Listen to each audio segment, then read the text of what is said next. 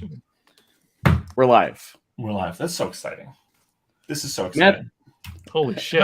How's it going, Matthew Rosenberg? Is the intro music done? Are the dancers off stage? Yeah. They're gone. Yep. We're live. Spotlight's We're live. on you. Guys, this is so exciting. I know. I've never been live before. Is that true? Well, you have on Ryan Stegman's live No, stream. this is my first time, and this is. We might not have told him that was live. I think that you should try I'm not going to name names, but there was somebody recently who had a really interesting YouTube live that I think you should replicate today. You keep me on here for another 35 minutes, and it's bound to happen. I'm tired. I'm a tired young man. But yeah, thank you. I don't even know who I'm supposed to thank on a live thing. I'm supposed to thank people who we can watch. we can do a little bit more of an intro here real quick. Yeah. We can say that this is Ideas Don't Bleed live. This is the first Is it? live installment of right. your brand new podcast that launched over on ashcanpress.com. I'd like to say Ideas Don't Bleed.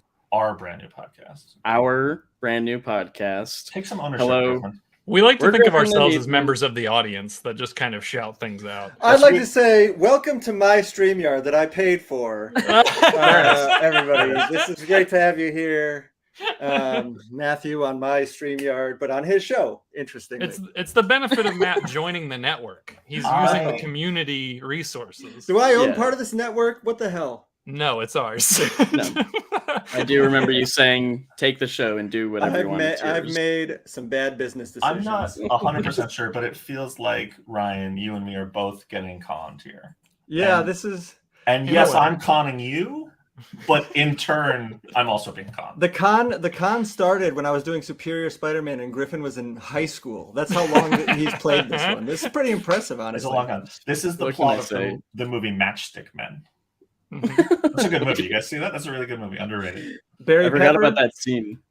That Nick scene in Cave. Matchstick Men where a small child comes up to a famous an up and coming comic book artist and says, "One day I'm gonna stake so much money from you, dude." And at some point, just another man shows up and is like, I'm going to be here the whole time. I'm also going to take money.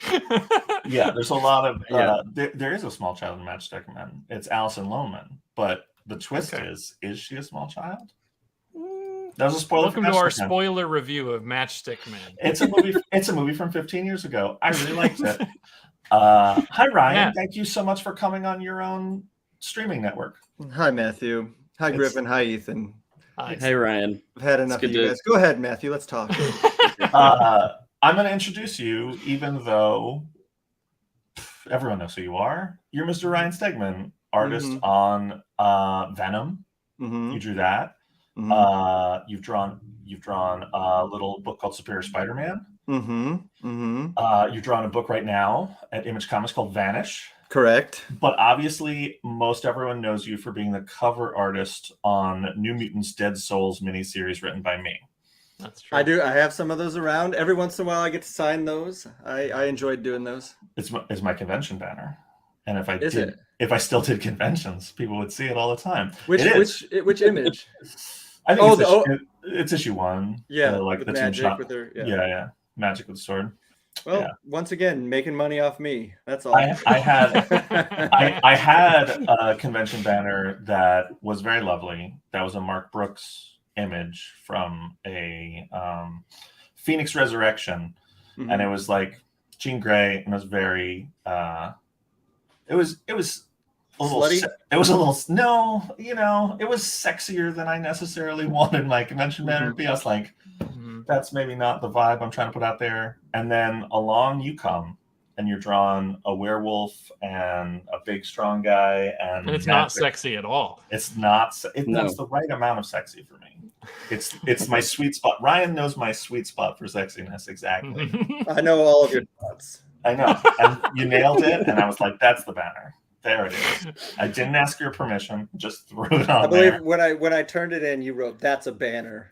That's a banner. I was like, that shouldn't even be a cover. It's Don't like, I even don't even use know what that. that means. I was like, let's get Mark Brooks through the covers. This one should be a banner. And they didn't get Mark Brooks. They kept you. Well, But yeah, so that's your introduction. There you go. Welcome to the show, Wow. Ryan. thank you. Did you read Matt, Vanish? Did I read Vanish? Yeah, thanks for sending it to me. Oh, you didn't. I bought it in a Oh, store. not even my cover. Why would I buy your cover? I wanted to give the wonderful Daniel Warren Johnson some money. How much money does he get from this? He gets $1 for every copy sold. That's awesome. He needs it. Is that true? No, God. Oh, Crazy. Sorry. Matt, people don't know this. We've already recorded 1 million episodes of Ideas Don't Believe. Yeah, with a lot of wonderful guests that are not announced yet. yes. Why was Ryan so far down the list? He wasn't even in the first 3. I like this question. There's a lot of reasons. I try to talk to writers because that's where ideas come from. And Ryan, although he wrote Spider-Man Renew Your Vows, and he's writing a book right now. He then stopped writing for a long time, and so no, I write in my diary every night. He writes in his diary. Much so like do you have Vanish. Another answer? Much like Vanish, you're not sending that to me. I'll tell you this. I sat here for hours today writing. I won't tell you what I was Oh doing. my I did God. have to write a post today. You're writing a new series, though? Yeah, we're gonna talk. We have a new podcast coming up on my thing, but we've announced the Schlub. It's going to be an image That's comic. right. Hashtag what is the Schlub? What is the Schlub? Who is the Schlub? Hashtag who is the Schlub? But yeah, the co-writing that. Who you're co-writing with who? I can't say that. Yep. It's going to be revealed on KLCpress.com. This is the everybody. This is the StreamYard. This is your StreamYard. Yeah, There's no difference. Just say it now. I do like this comment. Linus Lee says "schlubba dubba dub dub." That's not bad. How are you seeing comments? None of your business. Fair enough. It's my. There it is. No, and I have a big hand in the Vanish writing process. Are you drawing? No. Tyrell Cannon is drawing. Oh, he's great. Yeah, he's awesome. So that's something I want to branch out and do more of. But it's a process. But and it's hard. So now he's writing and drawing. He's just like Daniel Warren Johnson. I'm starting to find a groove where I know, like in the morning, if I have to write something, if I spend that first hour to 2 hours writing, and then go and draw, I can still get my work fairly close to done that day. But for a while there, I kept thinking, I'm going to draw, and then I'm going to go write, and then at the end of the day, you'd be like, oh my God. Yeah. No way. Is that because I know a lot of artists are kind of like, for certain process parts, they're like, oh yeah, it's easy because you don't think. Like I'll watch a movie for like ink and stuff. Is that why, like at the end of the day, it's easier for you to draw than write because it's just less mental? So the first part of drawing is when I do my layout, because I don't do all my layouts beforehand. I do a layout every day. Oh wow. And that part is much closer. That feels much more like writing, where you're really like, you feel like smoke's coming out of your ears. And then I go into, I print that out, and then I tighten it up with a red pencil, and that's still a lot of decision making, a lot of thought going in. But then that last part where I'm finishing it with a regular pencil for the inker, that's a lot more. I can zone out, and I can talk to friends and watch movies, listen to podcasts, all that stuff. But those first 3 hours are usually earmarked for writing and doing a layout and really focusing, and that's the hard part of the day. Yeah. I mean, what do you work? You work like what, 30 minutes a day? If. Like this is. I was going to say to you, because you were kind enough to do a cover for What's the First Place from Here.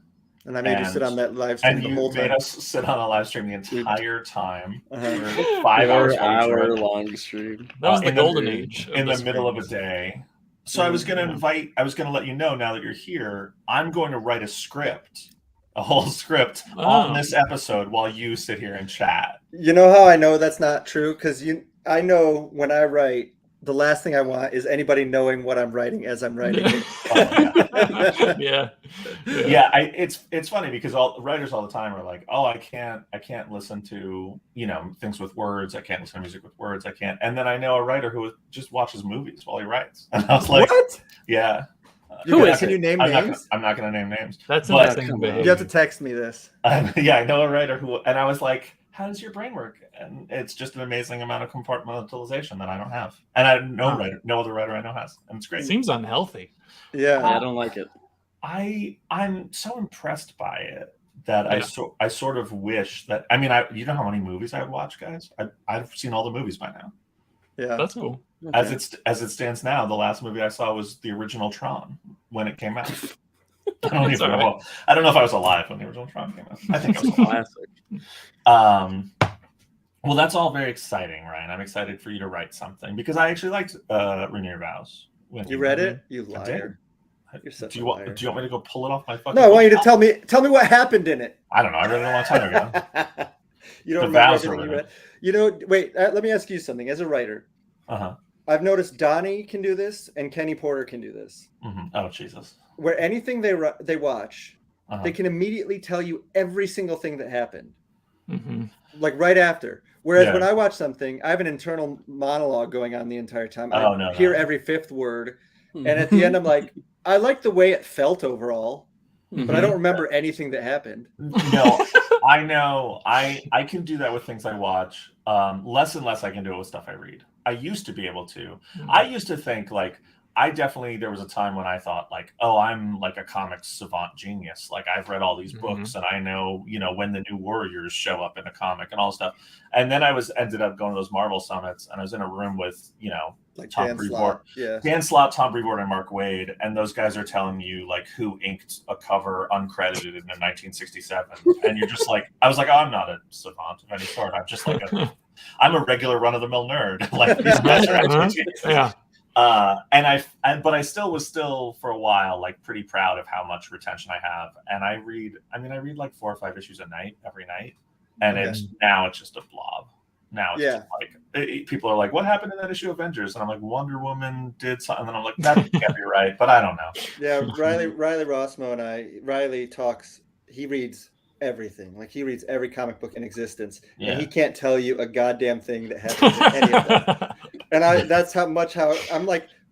First of all, I'm interested because I read comics, but I do it more in bursts. I wouldn't even say I read one every day. I read like 10, every once in a while. But he reads everything, so I'm like, why do you do it if you don't remember any of it? He's like, I don't know. I just like it. Yeah, sure. I mean, why do you do it if you don't remember? It's not a great question, I think. There's a lot of things that you could enjoy in the moment. Like, I don't know. I don't drink, but like, that seems like the same thing. No? Maybe? I don't know. Whatever. Ryan, you're a blackout drunk. This is what it's like, right? Yeah. No, that is. I do remember in college, I had some friends who like, they had their goal was to get blackout drunk, and I was like, well, why would you want to do that if you don't remember any of it? And they're like, it's just fun. I was like, how do you know? No, it's not. How do you know it's fun? It seems being around a lot of blackout drunks, it doesn't necessarily seem. It seems maybe not fun.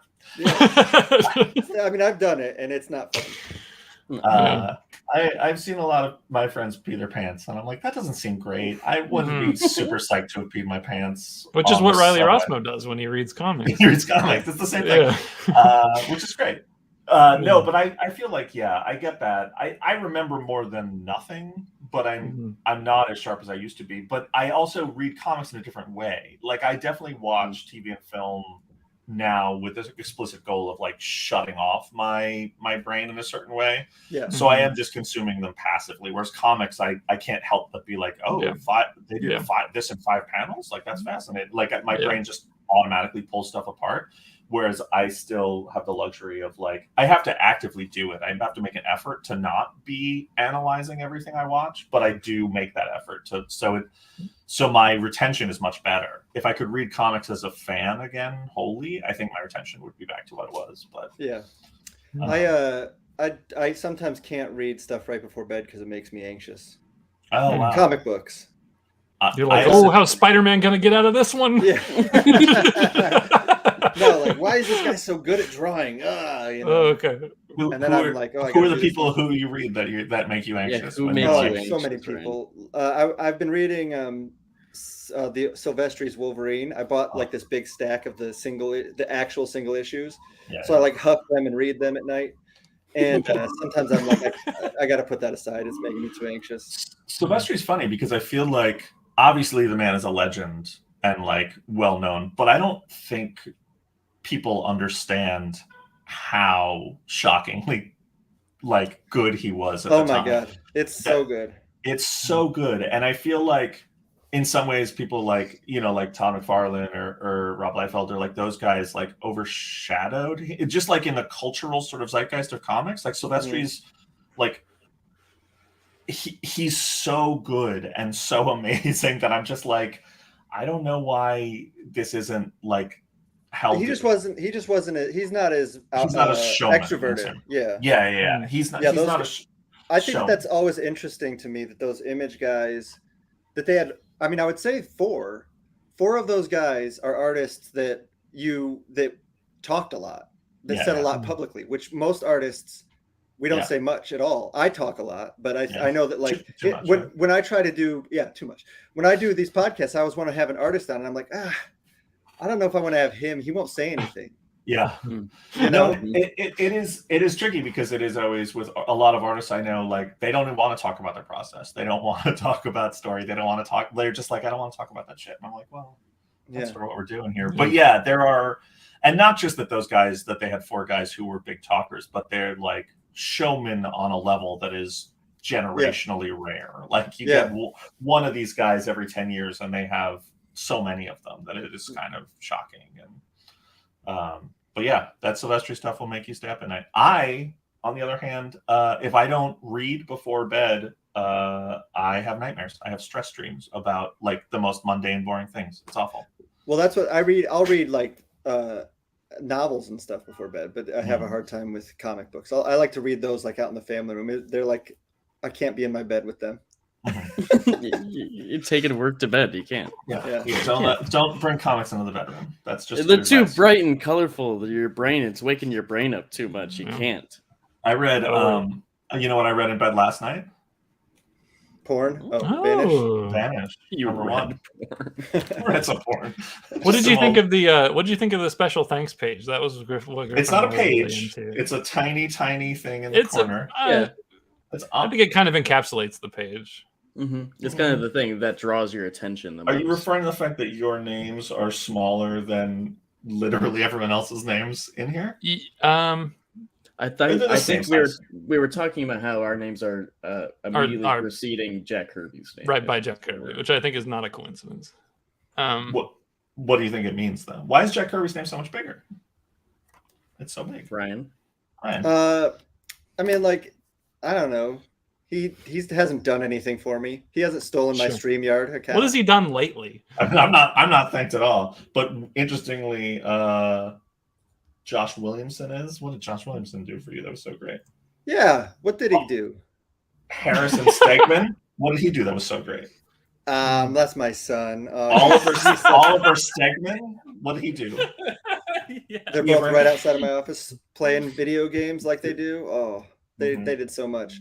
They told me it would be better if I was drawing Spider-Man throughout the whole time that I was drawing that book. They said that they like manga better than Vanish. They said all kinds of stuff that really helped me along. Vanish has kind of a manga energy to it, though, I feel like. That's why I want an anime out of it. Chip Zdarsky's in the chat. Did you see that? We don't have to. We can just get rid of that. We don't have to get into it. That was so fast. I saw he said something. We don't.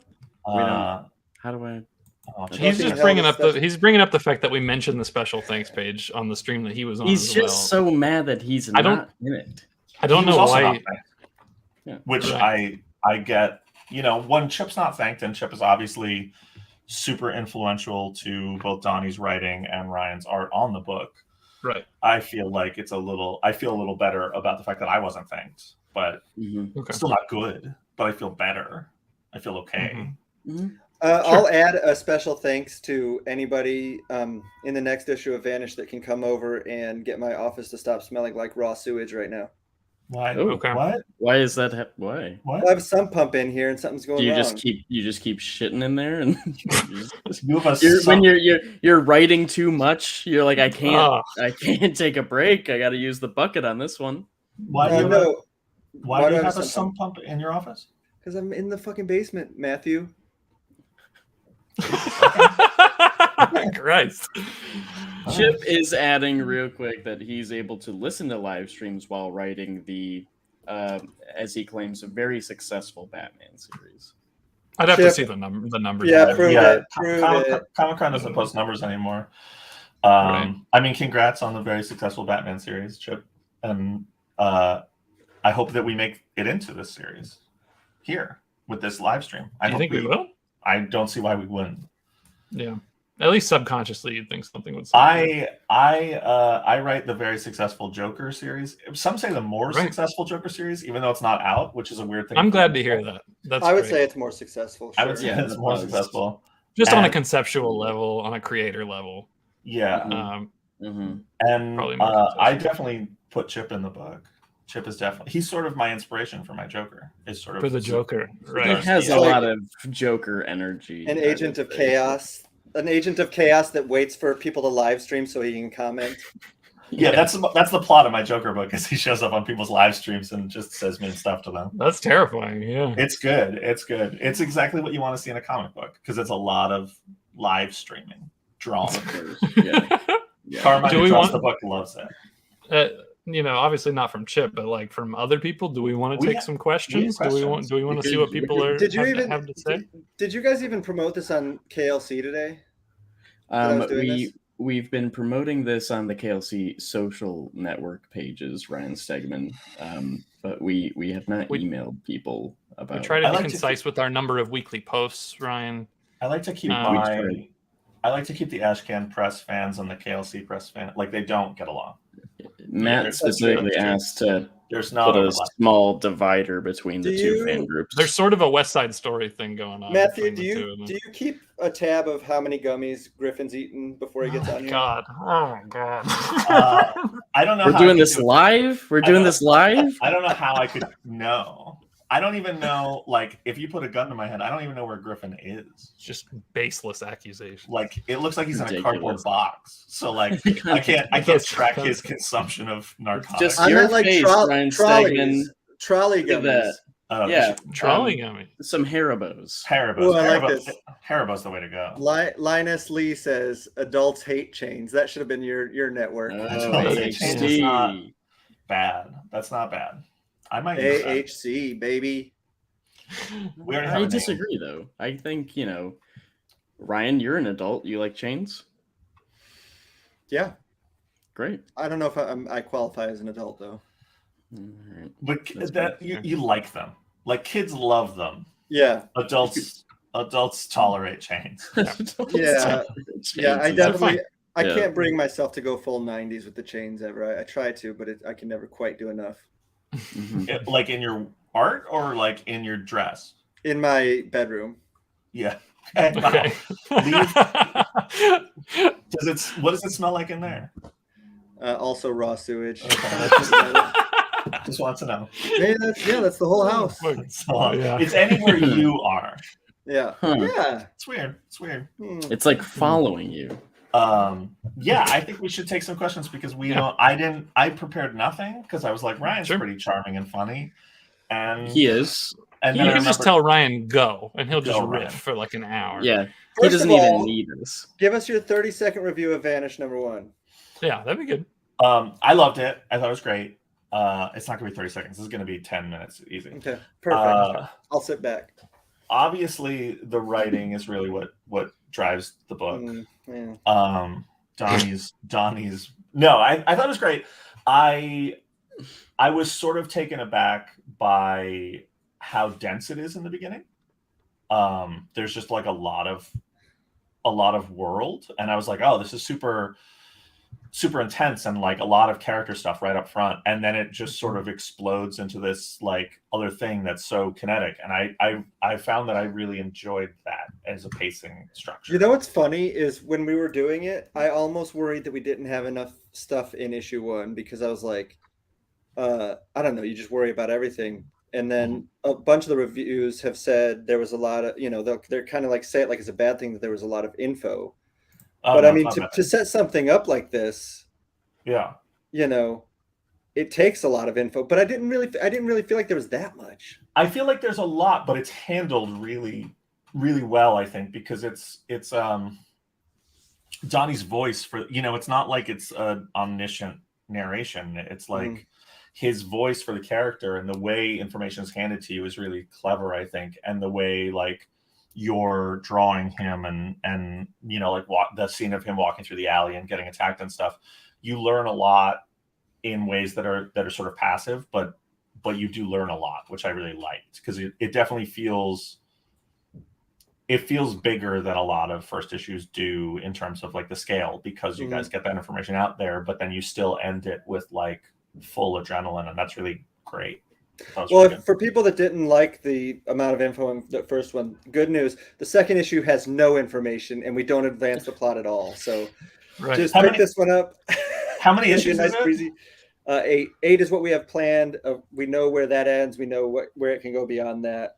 So far, numbers look great. If it stays, you know, doing great, then, you know, I mean, one of the questions in here is about spin-offs and stuff, but you know, it's limitless. Don't spoil the questions. Possibilities. Where are you on the book? I'm done with it. I'm working on issue 5 right now. Oh wow, okay, so you're far ahead.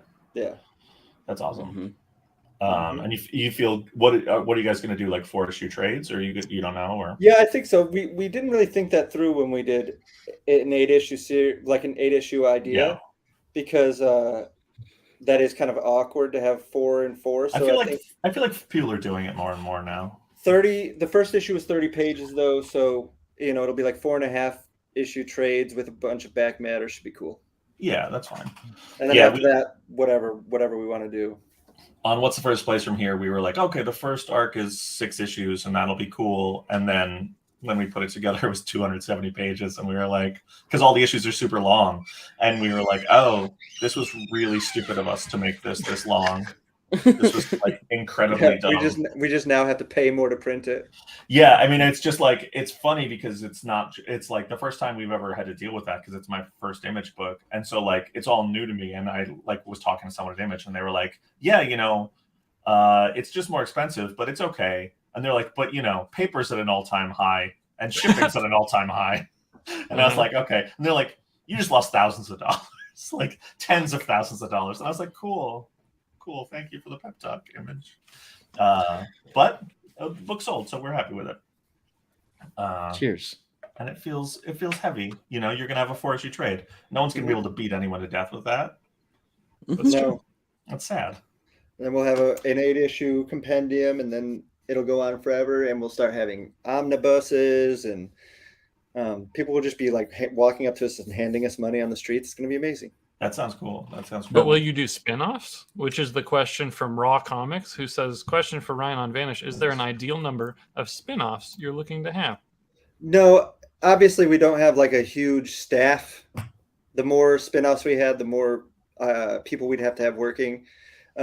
So right now we just have a focus on one that is, you know, in development, and as we have ideas, we could definitely spin it off more. But I think that letting it get unruly, I don't want to start doing stuff where, you know, stuff doesn't come out on time because our attention is too divided. So, you know, one at a time. We'll take it slow. Right. But the ideal number, like for you, there has to be a number. 36. Like, this is okay. 36. 36 spin-offs, okay. counting Vanish or not counting Vanish? No, at this point, we would just never do Vanish again. And there would just be spin-offs and no central book. There's just a 36 book universe. Yeah, well, yeah. We don't listen. Like I said, we put too much information in issue 1. We want to have 36 spin-offs with no information in them. Okay. It's important to us that we don't want to burden the readers with advancing things. You want shops to have a shelf just for Vanish Universe. Yeah, and it'll all be crap. Which is it'll all be bad. Okay. Yeah, that's interesting. It has no information in it. Like that's an approach that people aren't trying these days. I feel like a lot of people are trying that approach these days. We can have that discussion another time. Name and shame. No, I'm not going to do that. It's fine. You can say it. Chip Zdarsky. Chip Zdarsky that's true. is but you know what? It's working for him. I don't know if you guys heard this. Batman is best selling according to I like it. Batman sells no matter what. It's not. Yeah. The one thing I'll say when I read a Chip Zdarsky book that I really enjoy and it really puts me at ease is he doesn't make any decisions. Mm-hmm. Yeah. Mhm. You know, That's it. That's just Yeah. it. That's yeah. he it's very- doesn't. He just lets it all be. Batman is happy finally. Right. You can tell that it's low Finally. stakes in the book and behind the scenes. Yeah, Mhm. Yeah. it's like he's It's- writing it from his bathtub. It's like a choose your own adventure, but there's without the adventure. Right. It's just like Yeah. he You can lets the tell audience. you can tell he's writing it while listening to a bunch of live streams. Yeah. Yeah. It's an approach. Well, I'm excited for these books that have no information in them whatsoever. Now I'm like, my brain is spinning on this idea of like conveying nothing to an audience. I think is like, what is the least you can do to convey to us? When I was a young pup and I wanted to write comics, there was I read some Alan Moore quote that I can't even paraphrase at this point, but basically he said something about like, conflict is fine, but that's not what your story is about. Like, and he was just like, everything has conflict, but nothing has just conflict. And I was like, I want to make the book that is just conflict. And like spent a long time going down this rabbit hole of like, what does it mean? And just like, you keep accidentally putting plot into things. And I'm like, no, this is just conflict. And then I was like, oh no, this is unreadable mess, what I'm trying to create. And it's possible that Alan Moore is smart. Just throwing that out there. It's possible he's correct in his understanding of the way stories worked for An thousands all of years. conflict story. What would that be? Just like somebody shows up and is like, "I hate you." And No, see, they showed up. That wasn't conflict. Showing up is plot. That's plot. And I hate you is plot. I mean, I guess it's just splash pages. Kind of. I mean, it speaks to things. It speaks to. I'm gonna shoot you because I hate you. No, because the "because I hate you" is exposition. Mm-hmm. I'm gonna shoot you. No, that's explanation. They just sort shoot. They just shoot. Yeah, sort of what I settled on was a series of splash pages of people fighting, but not the same people from page to page. Was sort of what I came up with. And as someone who doesn't draw, that's not necessarily a book I should be writing. Mm-hmm. But maybe it's great. I don't know. Ryan, you can have that. It's experimental. I'll draw it. Yeah. There you go. I feel like that's what Vanish kind of is. Just people fighting, no explanation. Mm-hmm. Especially issue 2, which has no information. It's just people fighting, different people on every page. I like it. I'm excited. I'm joking, of course, because I didn't read issue 2 because no one sends it to me. But it's not finalized. It's not finalized. No, it hasn't. It doesn't go to print yet. It's like so still got a week or something. But it's Really? It's pretty close. If it's FOC is Monday. Okay, yeah. And then there's like a week after that or something that before it goes to print. Or Tuesday. Is that right? Yeah. Oh, okay. John does that. I don't know. It's in his hands. It's lettered. Well, it's beautiful. Well, I could read that. It's not important. I wasn't even thanked in the book. Send it to Zdarsky. He'll tell me his thoughts, and that'll be fine for me. All right. Mm-hmm. But yeah, we should take some questions. I should say that our little podcast, is this a podcast? Like, I don't know. This is the live stream edition of the podcast. It will eventually turn into an episode of the podcast. It'll be an audio podcast. Mm-hmm. Well, it's sponsored by our good friends at Third Eye Comics. Ooh. That we love very much. Third Eye Thank you, Comics. Third Eye. And because in their sponsorship, we're going to pick some audience questions. And if we pick your question at random as the question of the week, Third Eye's going to send you a little present. That's super exciting. Yeah. And if you're in the Maryland, Delaware, Virginia area, you should go to Third Eye Comics and buy some stuff. It's one of my favorite comic shops. But if you're not in the area, you can go to their website and buy stuff. I think Are we eligible? If you have the internet prize? access. Oh, for the prize. I thought you were asking if you were eligible to go to a website. No, if we have like a really banger question for Ryan Stegman, can we get the prize? Yeah. I can tell you that Third Eye is fulfilling all of our Substack stuff too. It's true. Look at that. Mm-hmm. That's beautiful. Wonderful folks. And they're wonderful folks. And I believe they have an exclusive cover for Vanish. I think I saw that. Might be wrong. It feels like everyone has an exclusive cover for Vanish. Everyone has an exclusive cover for Vanish. I got one.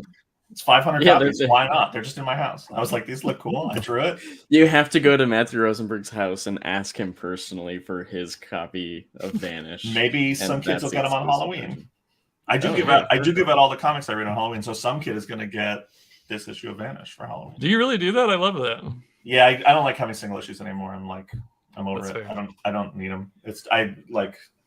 I live in this, so like I don't need. Yeah. This is the cleanest part of my house that I could show on a live stream.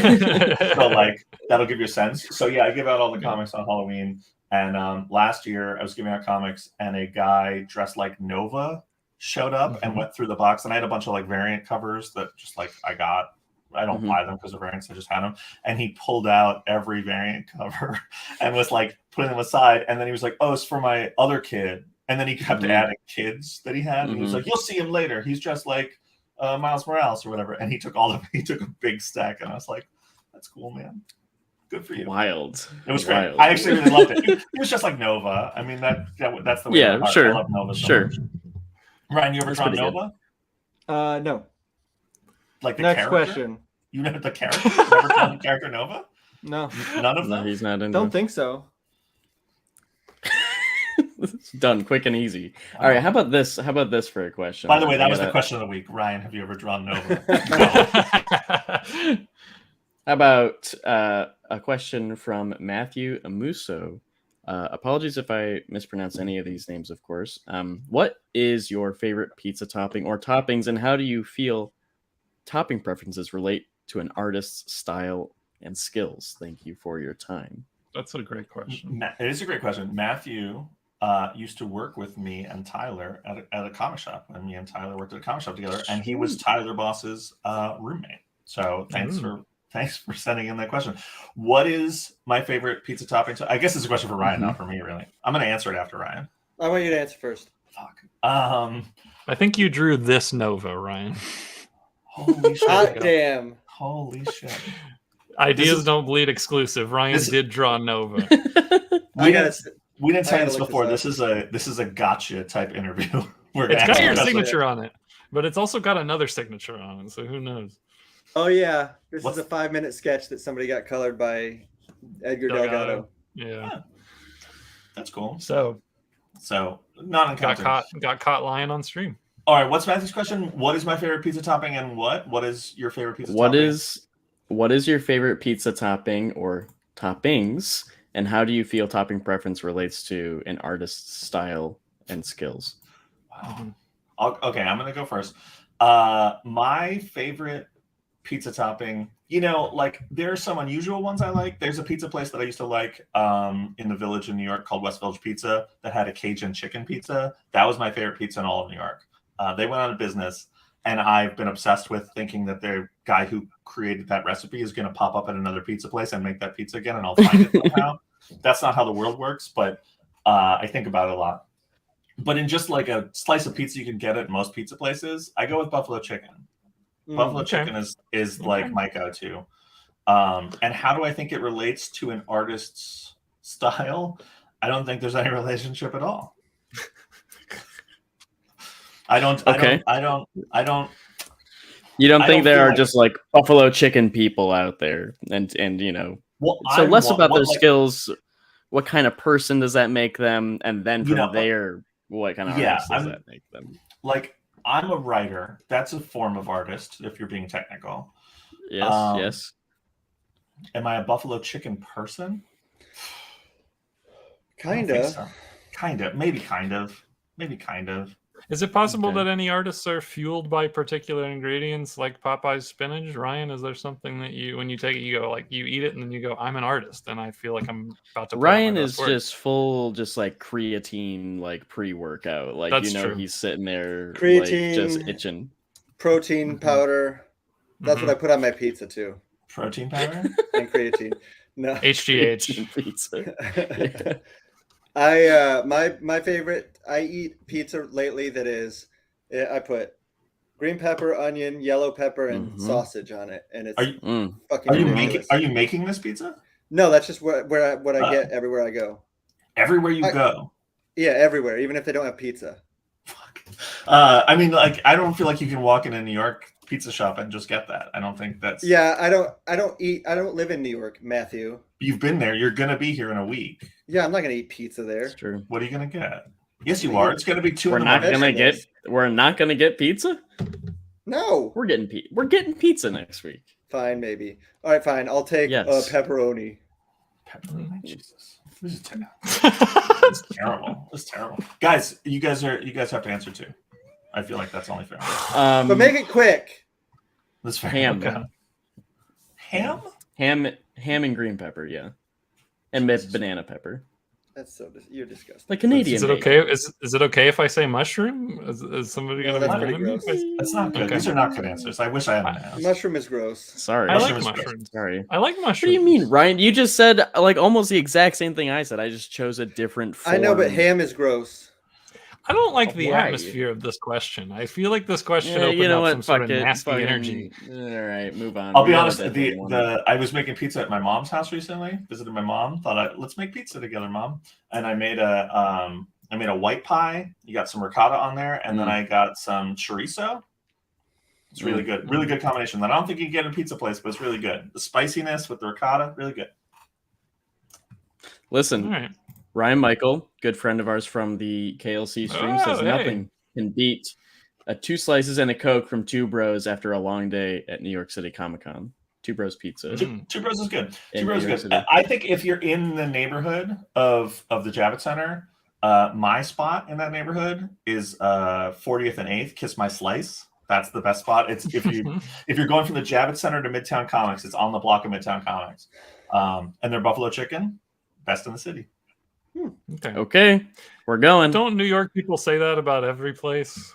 Yeah, people always ask for like what's the best pizza, and I'm like, they're all kind of the same. Like, don't go to dollar slice places. That's not good. Okay. I'm gonna show up in New York City. I'm gonna ask you what's the best pizza from here. No, you're gonna show up and be like, "Where's Little Caesars?" I really like that. What's the closest pizza to here? Is what I'm asking. Yeah.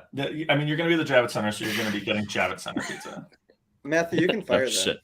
I think you should get a prize for the best joke on the stream. Thanks, Ethan. You know what? This is why there's 2 of us. You gotta Yeah, I support know. each other. You gotta hold each other up.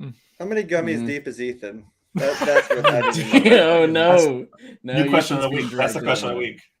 How many That's gummies like- do you think? It What's the would next be if question? Ryan wasn't always asking that on his own stream. He wins the prize every week. Third Eye just sends him a little package every week for asking that. That's right. How's got this another for a question? question? Yeah, let's go. Yeah, from Dallas. Wasn't sure how to send in the Stegman question, so just putting it here. Ryan was a good artist before Venom, but he took things to the superstar level. What did he do to take his art to the next level? Ryan, what sort of performance-enhancing drugs have you taken to do Vanish? So I do for Vanish or from For Venom, Venom. you said? There's Venom.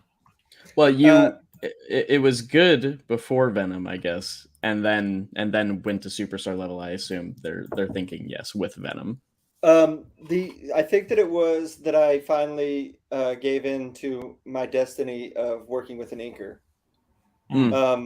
Prior to that, I kept inking myself, and I would change my style every 5 minutes. There's something about it that I was just like finicky about it. And finally, when I committed to having an inker, I gave up that aspect of my work where I was doubting it constantly, and I just kind of knew what to do. And then also once I saw what JP was doing, and it was exactly what I wanted, because I mean I'd worked with inkers before, and there are plenty that did great jobs, but something about what JP did really like spoke to the way that I wanted my stuff to look. And so I never felt like since I started working with him, I've never felt like I need to ink myself anymore. I just know that he's going to do it, and I know how to draw well. And so I was able to just kind of like hone in on exactly what I do well and really, kill it. Do you miss inking? No, I mean, every once in a while I'll ink a cover or, whatever, but no, I don't. I still like it. It requires a patience that I don't have. And if I could do, if one day I became a guy that did like one cover a week, like I don't know how long an Arthur Adams cover takes him, but he seems to really enjoy doing all the knick-knacky stuff. But I feel like I want to get story pages out there, and I want to get comic books out there. So I feel very like boxed in when it's taking me forever to do something. So pretty much every time I do ink a cover, about halfway through, I'm like, why did I do this? JP would do this better than I'm doing it. Does it feel weird though to like sort of lose that, like you were finishing things and now you're a step in a process? Does that feel weird? No, I think that if you see my pencils are very tight. Yeah. So I just don't know how to translate that into ink without doing the tight pencils, then inking on top of that, and that just seems like a slog. So I enjoy inking. Like I do these sketches live on our YouTube, and that I enjoy because I feel like I'm drawing with ink. But when I'm inking on pages, I definitely feel like I'm tracing myself, and I don't enjoy that at all. That's interesting. I've never sort of thought about the idea of going from inking yourself to like not, and what that means for a person, and it's sort of fascinating because there isn't really a writing equivalent, I guess.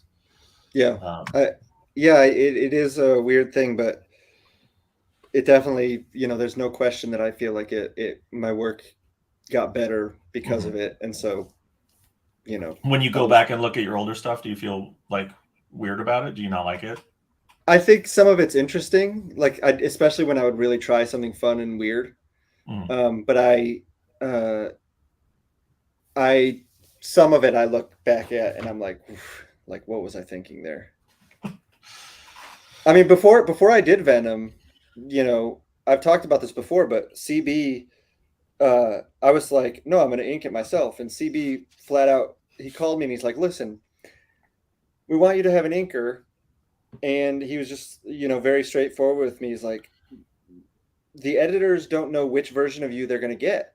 Oh, wow. Yeah. If you're inking yourself, because you will change your style in the middle of an issue, which is so true. It's crazy. It like on Uncanny Avengers, I think I had like 6 different styles. It was nuts. And like one issue, I started doing washes in the middle of the issue. Like it doesn't make any sense. So are you saying that you weren't really aware that you were doing that? No, I was. I just thought nobody noticed. And then, so when he started saying that, I was like, he's right. Yeah. I do that. And I don't know why I can't help myself, but so, there's just something that maybe it's like a lack of confidence in my inking. I'm not quite sure what it is, but there's something there that seems to turn me into a lunatic, and I might as well just do away with it. That's a good answer. That was like the good answer of this show. I feel like I don't think we're gonna get another answer. Are we giving?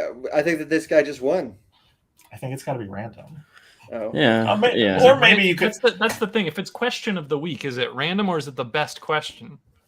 I feel like it's gotta be random. It's pretty subjective if it's the I think we all have to unanimously agree it's the best question of well, Ryan just picked, but also he only picked on the second question, and we still have a couple more, right? Let's all agree to have some patience. Yeah. And we'll work out the answer by the end. Hit up Griffin and Ethan, they're gonna send you something nice. Well, maybe do you guys have anything nice? Some gummies. No, we don't have anything nice. I don't feel comfortable sending substances through the mail. Some White Claw Magnums. I don't have any of those currently, but I because you drank them all before this show. Oh my god. This is the stream I got fucked up on? Oh no. It's my first one we did. It's my first one. Our next question is from Johnny Perry. I think this is a great question since we have the both of you on here. Question of the week. Question of the week, maybe. Potentially. Is this the pineapple question? No, it's not the pineapple no, but question. we could ask why did nobody pick pineapple pizza, because he did ask that in the YouTube chat. Oh, because it's fucking gross. Yeah, it's bad. That's why. Yeah, because it's fruit. Yeah. I'm not against it. All over the cheese, and it's disgusting. I'm not against it. I was against it, and then I worked at Papa John's for multiple years, and sometimes there's a pineapple pizza lying around, and there's nothing else to eat, and you eat on the floor because nobody wanted it. Are you still friends with him?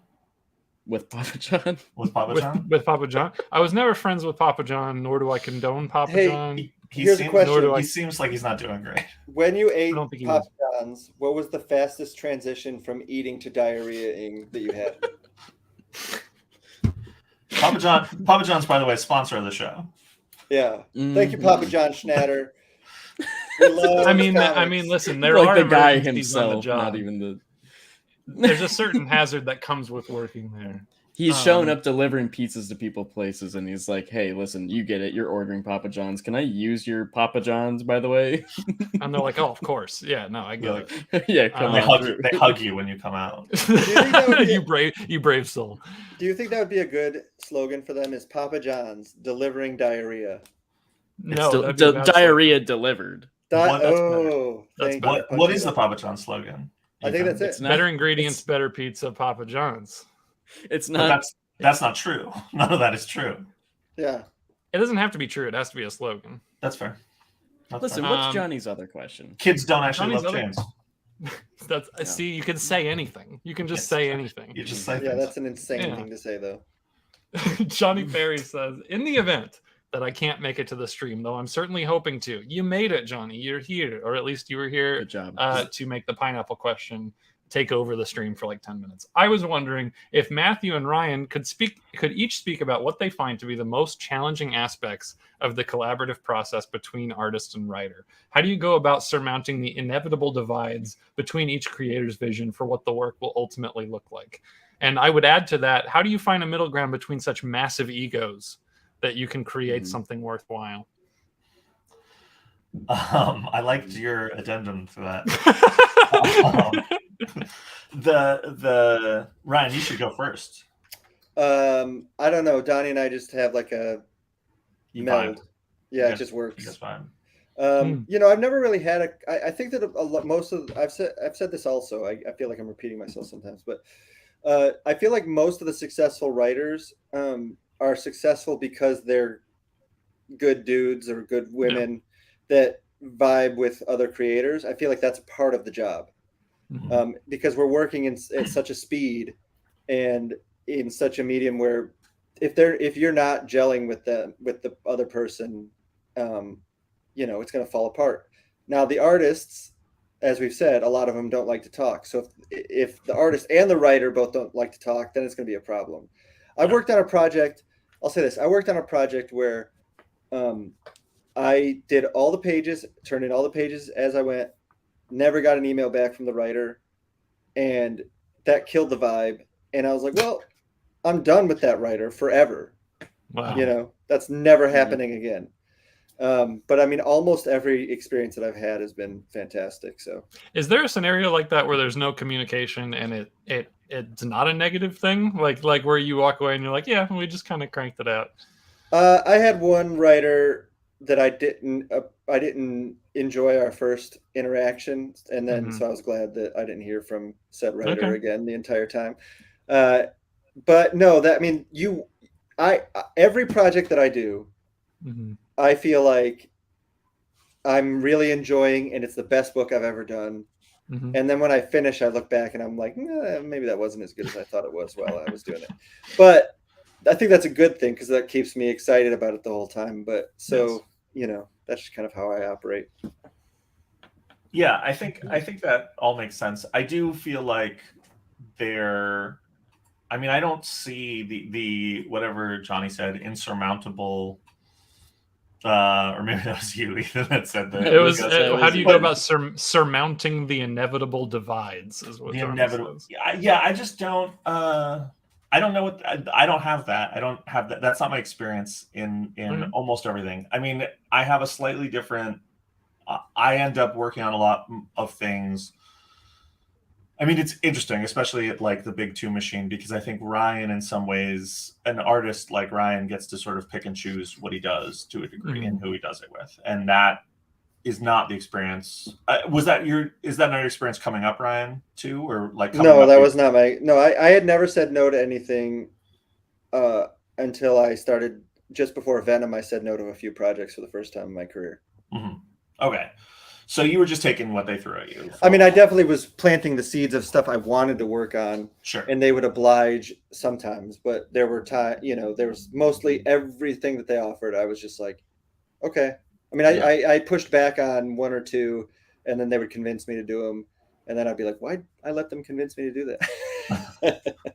Yeah, I feel like for me, like coming up, and I feel like a lot of writers coming up, you're just kind of thrown on a book, and then you Yeah, that's definitely part of the yeah, and you just meet your creator, your collaborator on it, and your artist and your team, and with that, I think sometimes you just don't vibe, and that's fine for a short term. Like if you're doing what Donnie and Ryan did on Venom, that would be a true fucking nightmare to just be like, we don't really get along, but it's only going to be for 5 years.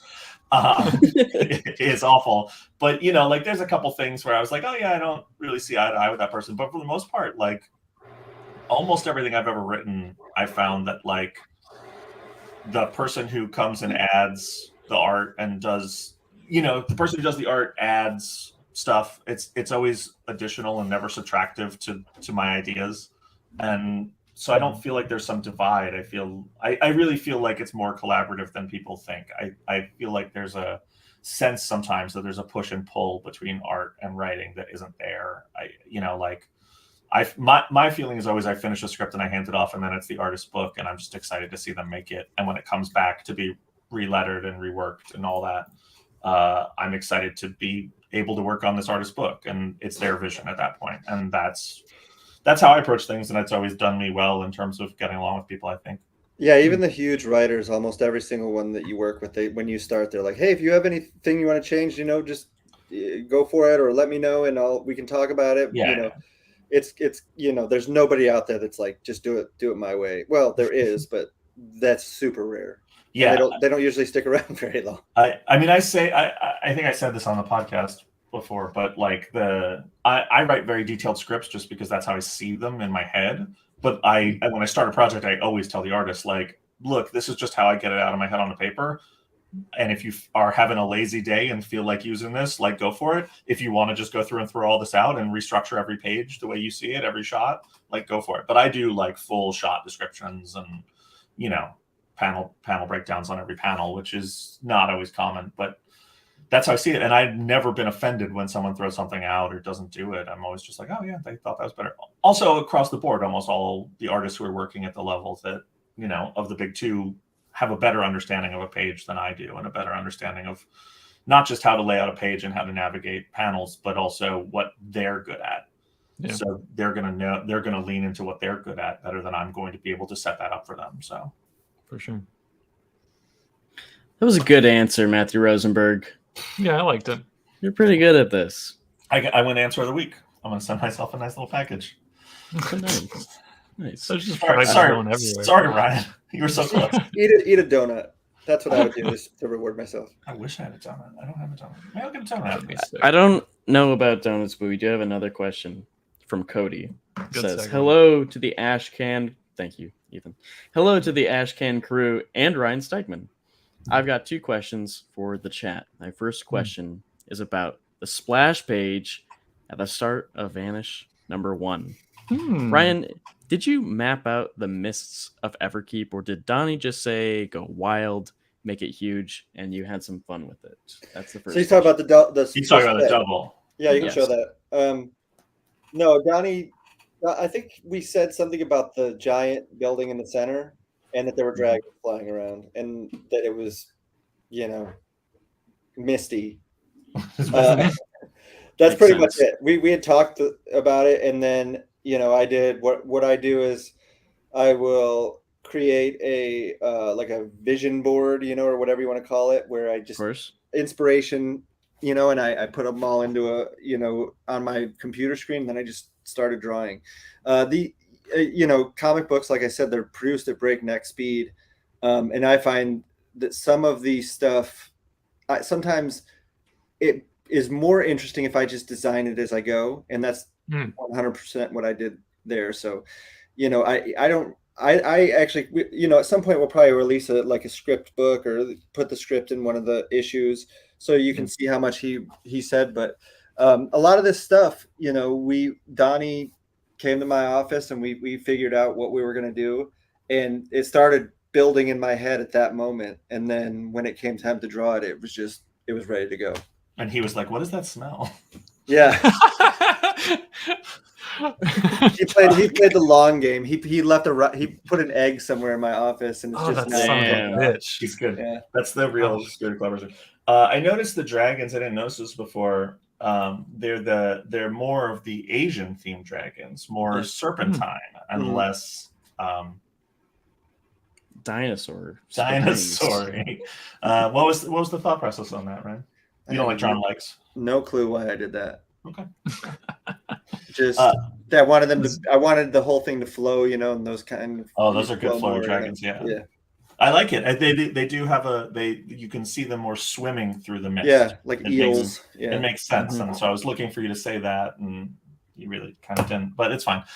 Was there another part to the question? Yeah, Cody's got another one. Second question from Cody. What were the influences and vibes you were aiming for with the uniforms that the army of kid wizards wear? I dig the first issue, and I'm looking forward to the rest of the series. Thanks. Again, more inspiration. I just started researching, like military, because to me, obviously we wanted, sort of like wizard cloak type stuff. But at the same time, I wanted it to be military gear, because that's one of the things about the themes of the book is how fucked up it is that these kids had to fight in an adult's war. So I started finding stuff, and, just found some cool, British naval uniforms that had a similar thing on them. And then, we made them black and red just to really like make them severe looking. And, that was pretty much it. Once I saw those, those button things on one of those outfits, I knew that it would be cool on our character. Yeah, it's great design. It's really like it makes sense for when you see it on the kids, and then when it becomes a little more like ominous and evil and fascistic, it sort of makes that transition naturally. It's really clever. Well, thank you. Yeah, no, it was just one of those things where, you kind of, you're trying to find something, you're trying to find something interesting to you, and then you find it and you're like, there it is. Got it. Have we talked about the sigil? Where did the sigil come from? Or you guys were just like a raven? It's pretty sweet. I actually initially, so if you see the original, there's a version of the original page that has a different bird logo on it, and it sucked. And I did it, and then I drew it for a few pages, and I was like, this actually sucks. And then I said, John, could you make a cool, bird thing? And he's like, yeah, of course, that's my job. And then a few days later, he sent me like 10 different versions, and we picked that one. It's a very narrow definition of his job, but sure. John goes much beyond lettering and mostly it's bird logos. Yeah, he does. He's great. He's so good at his job. It's crazy. Yeah. We do also have one more. One more came in over on the actual post in the Substack. Says it's from Jordan. Howdy, y'all. Can't wait to check out the stream. It's happening right now, Jordan. I hope you're watching. If not, it'll still be available to watch. My question for you all would be, what issue from any series you worked on do you feel the most proud of, and how hard was it to bring to life? Hope you have fun. Can't wait to see what y'all have in store. Cheers. Wow. That's like one of those questions that's really good, but also kind of sucks, because you have to think really hard. Like you don't want to just be like, oh, this issue ran. Like you really have to like sort of go through everything, and that's. Sorry, Jordan. You simultaneously won question of the week and lost. Oh, damn. Yeah, it's brutal. It's brutal. You have to send something to our sponsors, Third Eye Comics.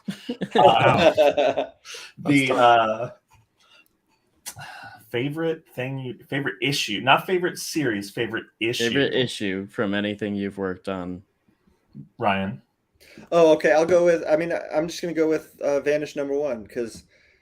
Are you saying that's just to sell books? No, it's true. Like, so I grew up an Image kid. Sure. That was my ultimate goal, right? Like for the first 2 years of my comic book reading life, it was only Image. And then I started branching out, like, I guess I'll try out this Spider-Man bullshit, and I guess I'll try this X-Men. And then I, of course, became obsessed with the whole shebang, because I got a job and I could afford to buy comics.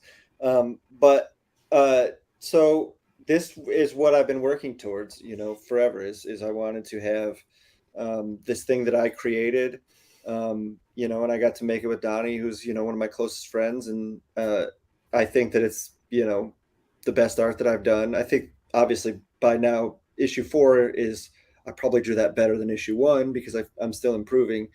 But, truly, it's kind of a, culmination of all this, my 15-year-old self, when I said I'm going to do this for a living. This is the thing that I meant that I was going to do for a living. Mm-hmm. That's a good answer. That's hard. That is a hard to top. Wouldn't it be funny if I just picked like something awful? I was just like, oh, did you read this? That's my favorite. I'm not going to say an awful book that I wrote, although I have written some awful ones, because once a kid came to my table and he was like, asked me about something, and I was like, oh, that's the worst thing I ever wrote. And he was like, that's the only thing of yours I ever read, and I loved it. And he looked so sad, and then he just walked away. And I was like, oh, okay, don't do that anymore. So sad. Don't shit on your own books. You think it's exciting, though, if it's the first thing he read and he loved it, and you think it's the worst one, it's only up from there. That's a good point for him. Yeah. That was not his take. His take was like, okay, don't need to do anything else. We have opposite tastes. Which, I think there's merit to that. He probably was not have a good time with everything else. Maybe he would. I don't know. My favorite thing I've ever written, man, I really love the final issue 5. There's only 5 issues, right? Oh, 4 kids walking to a bank. I'm trying to remember. There's 5 issues or 6 now. There's 5. For a few reasons. One, because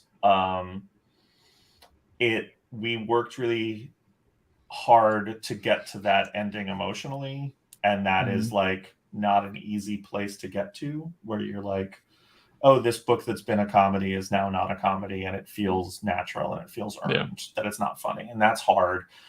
But also the fact of the matter was that like when we pitched the book around, we had a publisher who we won't name, but who wanted to do the book, greenlit the book, and then was like, after the fact, was like, you have to change the ending. You can't do that.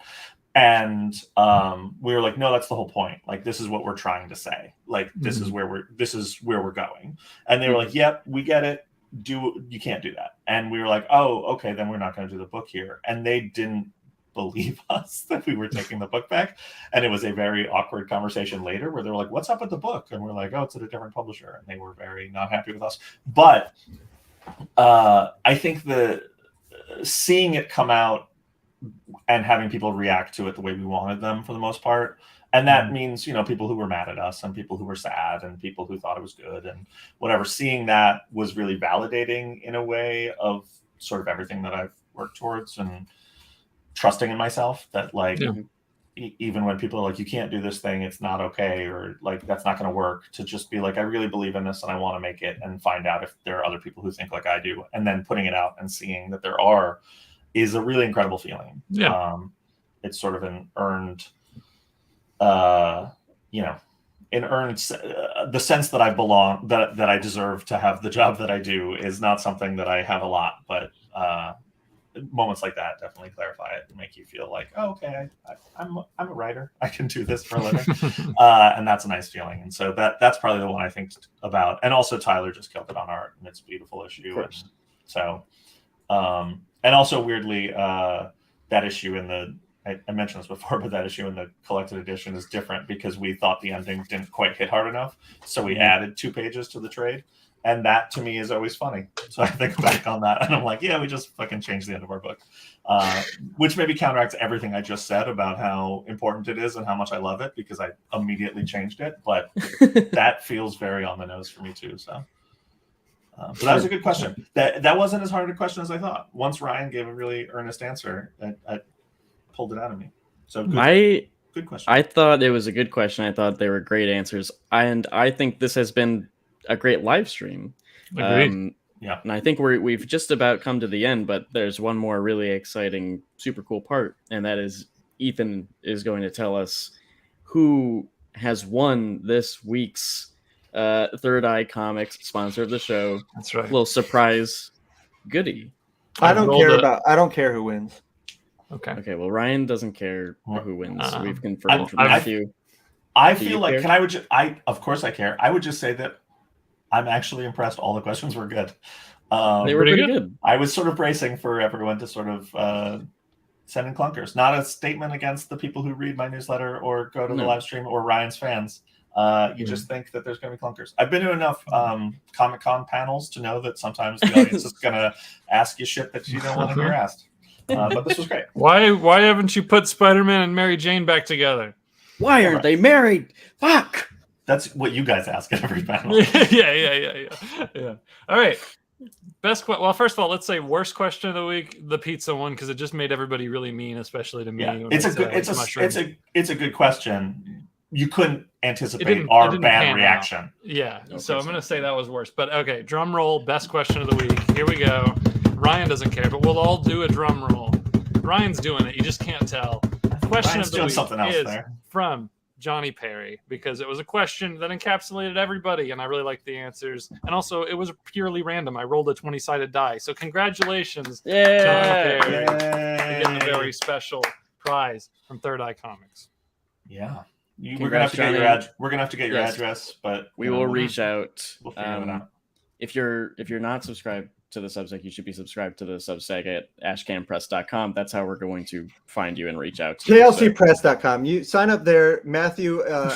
I just apparently my money's just like siphoning down to Matthew at this point. It's called trickle down economics. But you can also sign up at klcpress.com to stay up to date on everything Ryan Stegman and Vanish related, and his upcoming project, The Schlub, which we will have new information about extremely soon, maybe even in the next 24 hours. Ryan, you're excited about it, I can tell. Not really. Okay. And you should sign up for both newsletters. And if you sign up at ashcanpress.com, we're going to send you Vanish issue 2 for free. PDF of that right this week, as soon as it's approved, right, Ryan? That's cool. Interesting. Yeah, sure. Why not? Yeah, why not? We're doing it. Just tell Third Eye to send it to whoever. Oh, we're sending them physical copies to everyone who subscribes. Every variant cover, all of it. Wow, that's beautiful. Yeah, isn't that nice of me? I'd also suggest follow Matthew Rosenberg on Twitter at Ashcan Press, so you can get updated on this stuff and many other things that Matthew Rosenberg is doing. You can follow the Amazing Friends Network on Twitter at Stegman Show still, maybe? I can't remember. It's still Stegman Show. Yeah. You can get updates on that. And this YouTube channel right here, this brand new Ashcan Press Comics Corporation YouTube You're channel. Supposed to point down, right? Well, I'm up top, so I'm pointing. You're pointing at Ryan. He's supposed to point. He's not going to do it. He's not going to. Somewhere. He's doing it. He doesn't know where the like and subscribe buttons are. That's not correct, Ryan. This is Griffin, and this is Matthew. Like and subscribe to us. Thanks. Subscribe to the Ashcan Press YouTube channel. Hit the notifications button, and of course, smash the like button on this video right now. And we'll appreciate it very much. And anybody who's wondering, there's Ethan. Like or subscribe to Ethan. One of both things. Well, right now it's like an applause meter where it's like, all right, like the video if you like this guy the most. Oh, perfect. Yeah. Wait, are we gonna touch fingers, Ryan? Is that how we're gonna end? This is get over here. Oh, that's good. I love that. What you don't know is that I'm actually in Ryan's basement. So you can confirm it does smell like shit over there. It's bad. It's bad, guys. Okay. Also, I think a great note to end on. You guys are the best. Supple Boys for Life from Blaze. Definitely not for life, but yeah. Sometimes people show up for us, and I want to take a moment for those people. Thanks, guys. Yeah. ashcanpress.com, klcpress.com. Stay up to date on all the good stuff, and we'll be back. We've got more episodes of Ideas Don't Bleed coming out on Ashcan Press. We'll be back with more Ideas Don't Bleed live very soon. What's the second episode? I think. Can we say who the second guest is? We've had Kelly Thompson for the first two The next parts. guest will be Mr. Jerry Duggan, writer Jerry of Duggan. X-Men and Iron Man. And episodes 3 and 4 of Ideas Don't Bleed. That is correct. Next week. It's coming soon. Ryan doesn't give a shit about Jerry. No. That's fine. He's not Blah, for blah, Ryan blah. personally dumped the episode of his podcast with Jerry on it. He personally deleted the files, and that's why there's no Jerry Duggan episode of Stegman. And so I had to come in and save Jerry. He'd never been on a podcast before, and it was a lifelong dream. And I could make that come true after Ryan stole it from him. Thank you, everybody, for tuning in. Thank you so much, guys. Thanks We'll so be much. back. Remember to subscribe to those places, and we'll see you next time. Bye. Bye.